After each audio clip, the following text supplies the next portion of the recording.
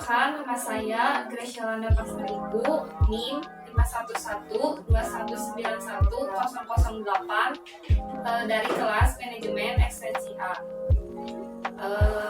Konnichiwa. Here I will present about decrease in employee productivity. Terjadi masalah yaitu penurunan produktivitas pegawai di perusahaan ini. Setelah kami analisis, ada beberapa alasan mengapa bisa terjadinya penurunan produktivitas pada pegawai.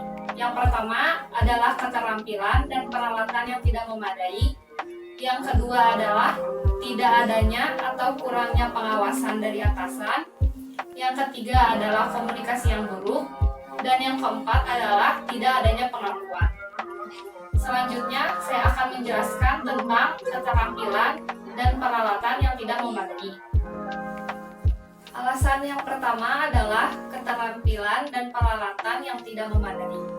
Setelah berdiskusi dengan Departemen Operasi dan beberapa karyawan operasi, dapat disimpulkan salah satu alasan mengapa produktivitas menurun adalah karena karyawan yang kurang memiliki kemampuan untuk mengatur mesin, dan juga ada beberapa mesin yang seringkali mengalami kerusakan sehingga membutuhkan waktu yang cukup banyak untuk memperbaiki mesin tersebut. Dan hal ini membuat produksi dalam pabrik menjadi menurun dan tidak sesuai yang diharapkan. Untuk masalah keterampilan, solusi yang bisa dibuat oleh perusahaan yaitu dengan mengadakan pelatihan. Untuk masalah keterampilan, solusi pelatihan adalah salah satu cara yang bisa dilakukan dengan mudah, yaitu dengan membuat karyawan produksi untuk mengikuti suatu pelatihan agar tidak lagi terjadi masalah tentang keterampilan.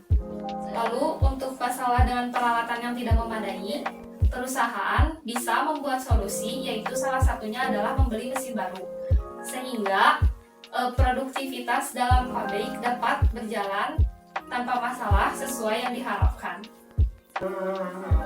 Alasan yang kedua adalah tidak adanya dan kurangnya pengawasan.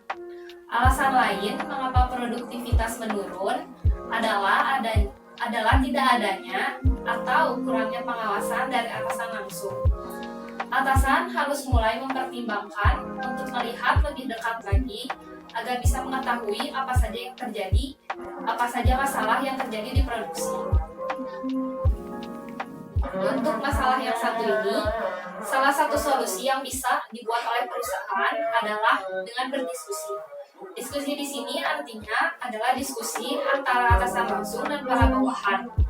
Untuk masalah ini, diskusi adalah salah satu hal yang bisa dilakukan agar atasan dan bawahan menjadi lebih dekat lagi, dan bawahan tidak segan untuk melaporkan apa saja masalah yang terjadi pada produksi. Untuk masalah yang ketiga adalah komunikasi yang buruk. Komunikasi merupakan hal yang sangat penting untuk terjadi di dalam perusahaan. Seorang atasan harus selalu berkomunikasi dengan karyawan dan menyediakan kesempatan kepada karyawan agar bisa menyampaikan pendapat dan rasa khawatir karyawan tersebut.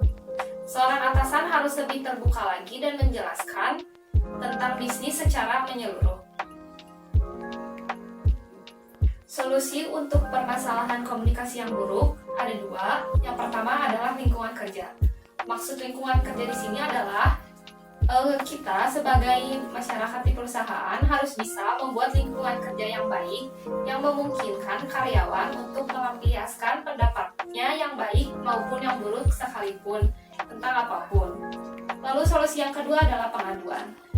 Jika memungkinkan, perusahaan bisa membuat kebijakan tentang pengaduan tentang pekerjaan atau apapun, dan hal ini juga bisa menjadi solusi, dan kita bisa membuat kotak saran atau kotak pengaduan, atau juga bisa membuat pengaduan secara resmi, dan pengaduan ini harus ditindaklanjuti dengan adil dan dengan serius agar masalah ini tidak terjadi lagi.